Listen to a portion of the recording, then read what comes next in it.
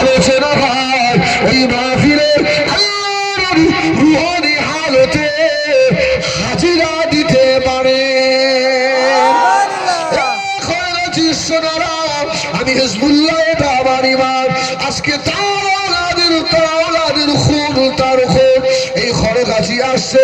আমি দাদা হুজুরের নাম বারবার নিচ্ছি, এটা আমার ইমান। আমার মুসাদ্দিদ জামান রুহানি হালতে হাজিরা মনে হয় দিয়ে রেখেছে। সব দেখে আমার পাগলগুলো বসে আছে, দেখ সুবহানাল্লাহ বলে। রাসূল দাঁড়িয়ে বললেন, উসমান বিন তালহা দে চাবি দে। সেদিন আমাকে অনেক উল্টো পাল্টা বলেছিলিস, আর আমি তোকে বলে গেছিলাম আমি তো একা, আর মক্কা সব তোদের।